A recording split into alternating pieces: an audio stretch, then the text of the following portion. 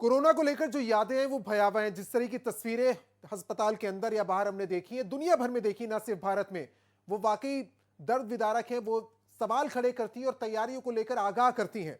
जिस तरह के आंकड़े सामने आ रहे हैं और जिस तरह की तैयारी होनी चाहिए, हमें अपने स्तर पर क्या कुछ करना है, इस पर हम बात करेंगे। डॉक्टर वंदना वशिष्ठ हमारे साथ जुड़ चुकी है, फिजिशियन है। डॉक्टर वंदना, स्वागत है आपका भारत एक्सप्रेस पर।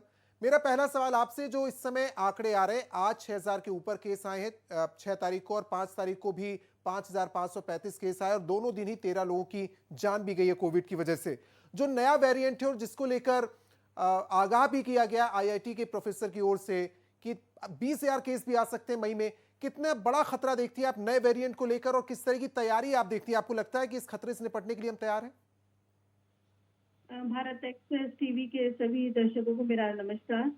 जैसा कि आपने अभी बताया कि फिर से वैसी स्थिति के आगाज होने लगा है और जो हमने भयावह स्थिति कोरोना 2 में देखी, हम ये चाहते हैं कि उसकी पुनरावृत्ति ना हो। और जिस तरीके से ये नया वेरिएंट आया है, इंटरनेशनली डब्ल्यूएचओ के द्वारा इस वेरिएंट के बारे में भी हमें आगाह किया गया है, पहले भी किया गया था और फिर से आज फिर रिसेंटली जिस तरीके से केसेस बढ़े हैं, जैसा आपने बताया कि 5,000 के करीब केस अभी वेडनेसडे को थे और 13 मौतें भी हुई हैं। जिस तरीके से बढ़ रहा है, इसका ग्राफ बढ़ रहा है, तो हमें इसके लिए बहुत ज्यादा सतर्कता की आवश्यकता है, खास तौर से हेल्थ वर्कर और सरकार। कोरोना या कोई भी बीमारी है, उसके कंट्रोल में सबसे बड़ा रोल तो सरकार का और जो हमारा हेल्थ वर्कर और इंफ्रास्ट्रक्चर है उसका है।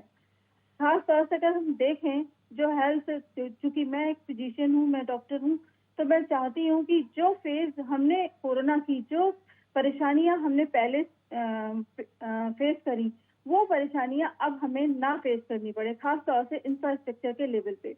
ये जो नया वेरिएंट आया है, ये हाईली जो है इन्फेक्शियस है, इसका इन्फेक्शन बहुत जल्दी स्प्रेड होगा। हाँ, ये इसमें अच्छी बात है कि लीथल नहीं है, मोर्टेलिटी रेट इसका उतना ज्यादा नहीं है, ये हमारे लिए पॉजिटिव है। लेकिन हाँ, ये बहुत हाईली इन्फेक्शियस है, बहुत जल्दी स्प्रेड होगा। और दूसरा, ये इम्यून इन्वेसिव है, अर्थात इसका मतलब ये है कि जो इम्यून सिस्टम है हमारा, जी जी। उसको ये छोड़ के, उसको ये पार पाके भी हमें इन्फेक्ट करेगा। मतलब जो टी सेल इम्यूनिटी है हमारी, उससे भी हमें ये वो हमें नहीं बचा पाएगी। ये भी कह सकते हैं कि जो वैक्सीनेटेड हैं, उनके लिए भी ये जो होगा वायरस, उन्हें भी घातक सिद्ध हो सकता है।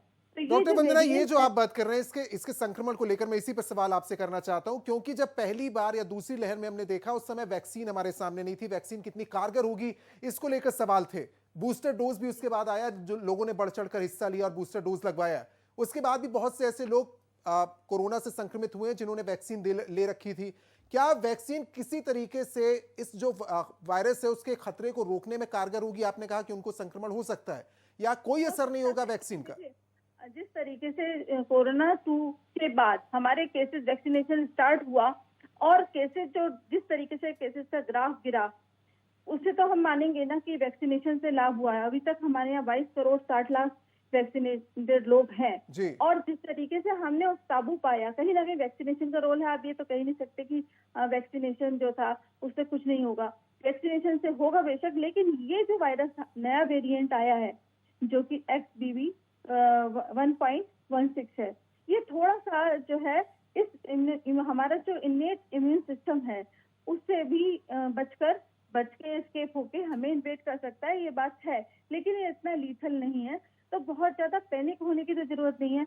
लेकिन पैनिक ना हो, लेकिन हमें सावधानी उतनी ही रखनी है, चाहे हमें कोरोना एप्रोप्रिएट बिहेवियर अपनाना हो सोसाइटी को, समाज को, चाहे गवर्नमेंट को अपने इंफ्रास्ट्रक्चर को फिर से रीचेक करें या फिर से और बेटर करें, या डॉक्टर हो वो अपनी नॉलेज भी ज्यादा करें और खुद को भी बचाएं और मरीजों को भी अवेयरनेस। जैसे आजकल कोई भी मास्क नहीं लगा रहा है, हर एक ने ये कहना चालू कर दिया कुछ नहीं है कुछ नहीं है। जी। इस तरीके से लोगों को भी शिक्षित करें। डॉक्टर का भी एक समाज में अलग स्थान है, वो शिक्षित भी कर सकते हैं पेशेंट्स को। इस तरीके से हम प्राइमरी लेवल पे ही कोरोना से बचे।